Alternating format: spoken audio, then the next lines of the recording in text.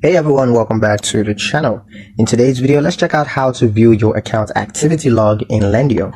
Your account activity log is the best place to track every login, updates, or transactions that are linked to your account.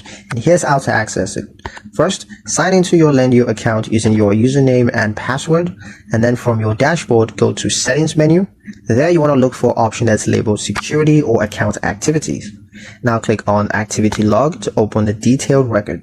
You're going to see a list of actions such as logins, password reset, profile changes, and connected account updates. Now each entry includes the date, time, and device or IP address that's used. So if you spot any activity that looks suspicious, click the report or flag option, or you can just contact Lendio support immediately. For added safety, consider downloading or exporting the log for your own personal record. Regularly reviewing this log is going to help you to maintain control over your account security. And that's pretty much it for the video, guys. Hope you liked it. Hope you found the information here useful enough. If you did, like, share, and subscribe for more helpful tutorials. Thank you guys for watching, and I'll see you in the next one.